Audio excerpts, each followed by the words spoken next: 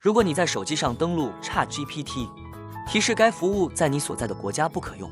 但你已经用了国外 IP， 甚至换了很多次，还是不行。先告诉你一个结论，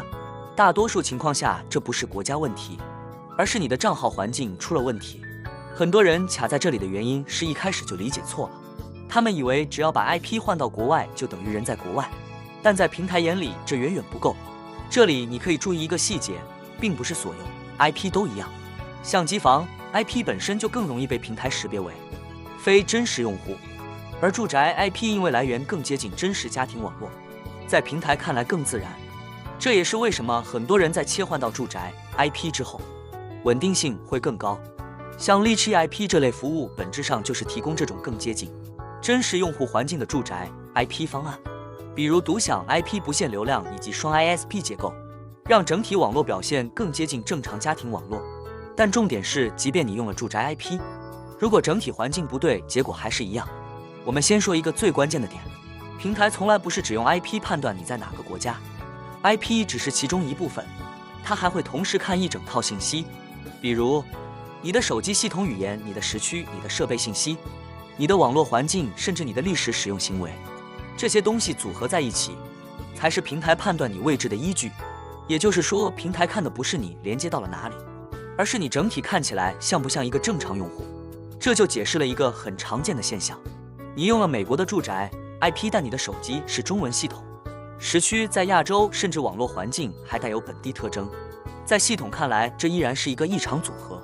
所以它不会认为你是在美国的用户，而是一个环境不一致的异常账号。一旦被这样标记，结果就是不管你换多少 IP 都会提示不支持该国家。这也是为什么很多人会陷入一个误区，以为是 IP 不够好，于是不断去换节点、换线路。但问题是在风控系统里，频繁换 IP 本身就是一个风险行为，因为一个正常用户不可能在短时间内频繁出现在不同国家。所以你会发现，有时候不是你 IP 的问题，而是你换得太多。讲到这里，你应该能理解一个核心逻辑，不是你在哪个国家，而是你看起来在哪个国家。那正确的思路是什么？不是无限去换 IP， 而是让你的整个使用环境保持一致。具体来说，你要保证几件事情：你的 IP 地区是稳定的，优先选择更接近真实用户的住宅 IP；你的系统语言和地区是匹配的，你的时区是对应的；你的设备环境是连续一致的。简单理解就是，让系统觉得你就是一个正常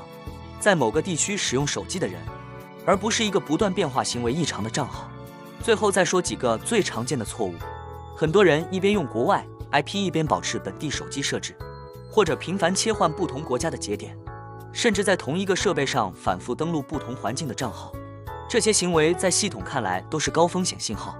所以总结一下这条视频最重要的一句话： ChatGPT 提示不支持该国家，本质不是地区限制，而是你的环境不被信任。只要你的整体环境是统一稳定向真实用户的，这类问题大概率都能避免。如果你现在也卡在这个问题，可以在评论区说一下你的具体情况，比如你的设备网络设置，我可以帮你一起看看到底是哪一层出了问题。